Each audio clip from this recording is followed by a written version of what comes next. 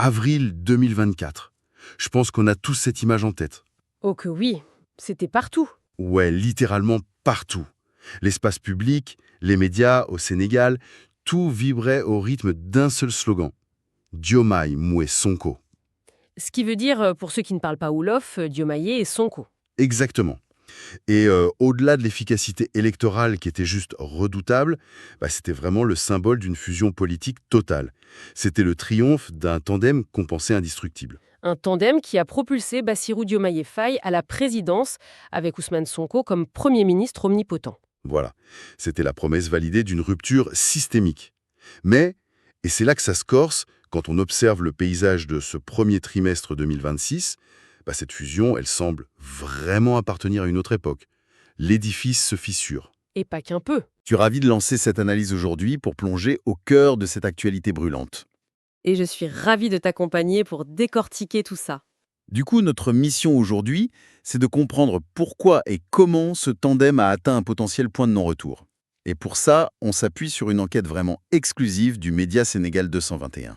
Un dossier qui s'intitule « Sénégal, le duel fratricide entre Diomaye et Sonko ». C'est ça.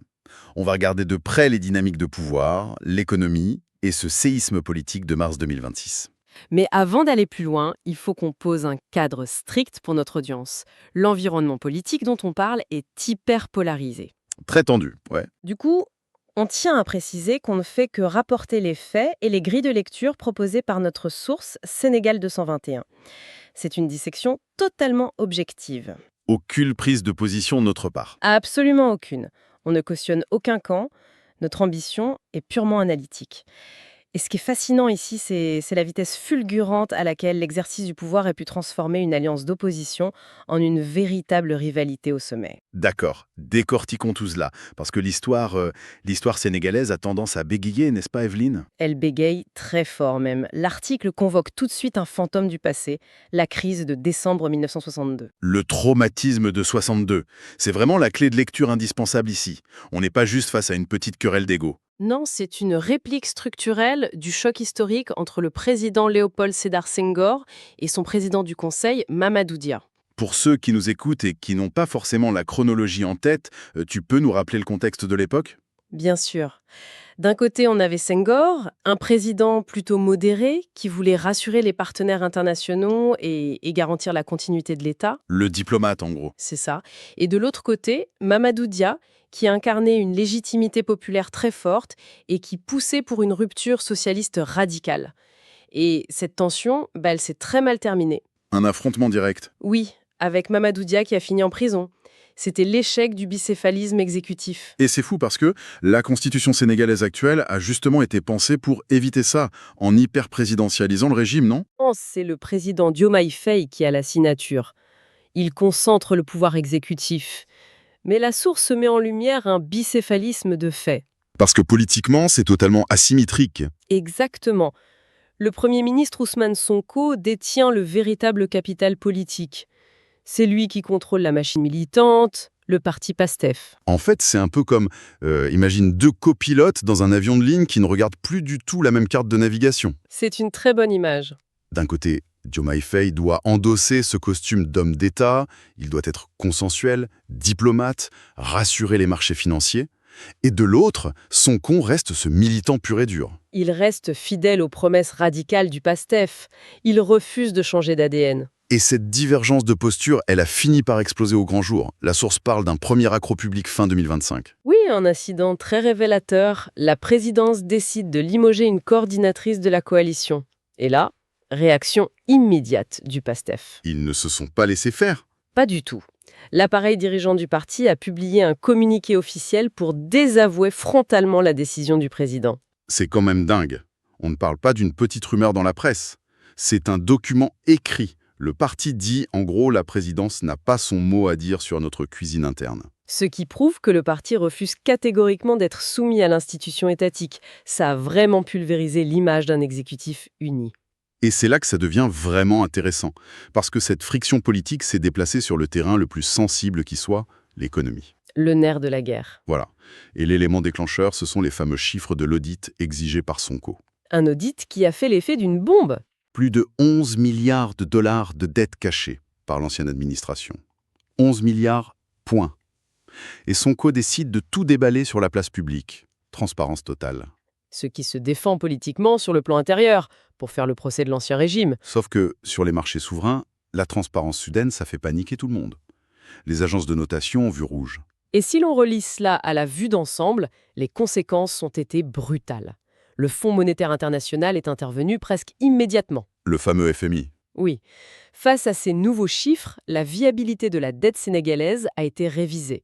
Les clauses de suspension se sont activées en 2024.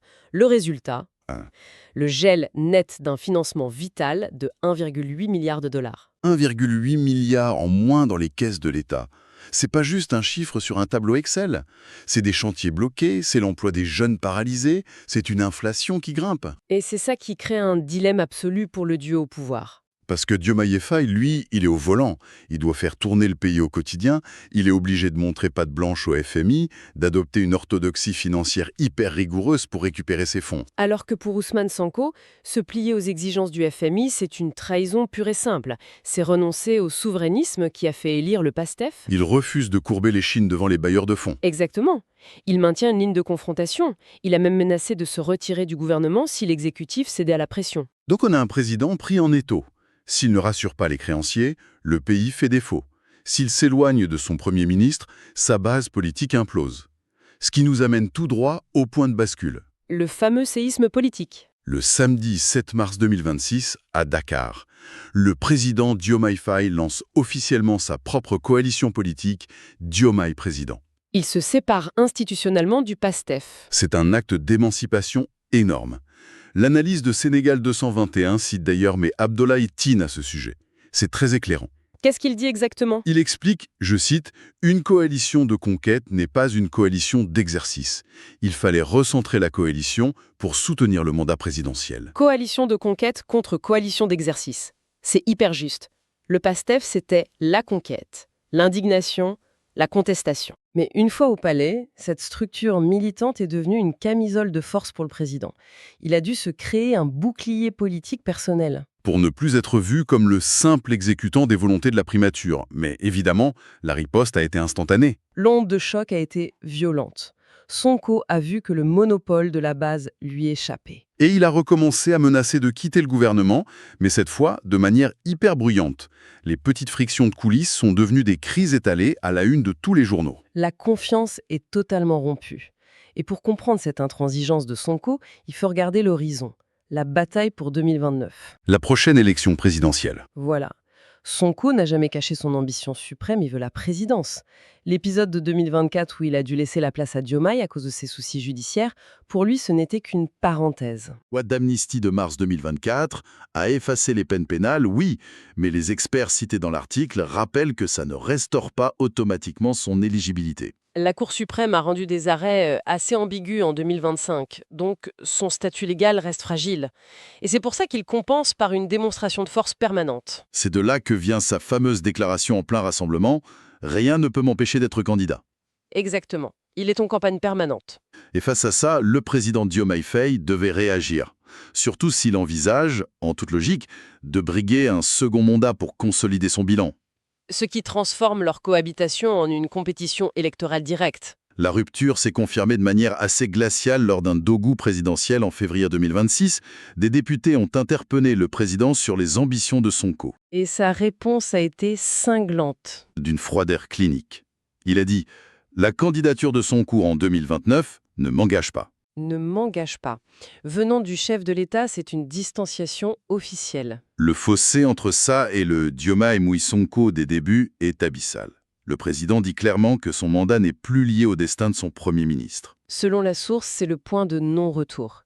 La fraternité militante s'est fracassée sur le mur des réalités de l'État. Alors, qu'est-ce que tout cela signifie au fond, si on prend un peu de hauteur? Ça signifie que le passage de l'opposition à la gouvernance a détruit l'illusion d'une vision unique. Le pragmatisme d'État de Diomaye et l'opposition radicale de Sonko ne peuvent tout simplement plus cohabiter. Et c'est particulièrement pertinent pour ceux qui nous écoutent de voir à quel point l'économie dicte la politique. C'est un cas d'école universelle. Cette crise illustre comment la souveraineté politique d'une nation émergente est brutalement liée aux institutions financières comme le FMI. Quand on dépend des financements extérieurs, la rupture promise en campagne a des limites très claires une fois au pouvoir. Et cela soulève une question cruciale pour clôturer notre réflexion. Je t'écoute. Si les pressions économiques mondiales peuvent forcer la fracture de la fraternité politique la plus solide d'Afrique de l'Ouest, est-ce que la véritable souveraineté prônée par ces mouvements de rupture est seulement possible dans notre système financier globalisé actuel? Ou est-ce que ce n'est finalement qu'une très puissante utopie électorale? C'est la grande question qui reste en suspens. Une réflexion fascinante à méditer. Merci à notre audience d'avoir suivi cette plongée au cœur des dynamiques de pouvoir. C'est toujours un plaisir de décortiquer ces enjeux avec vous. Rendez-vous pour notre prochaine analyse en profondeur. À très bientôt!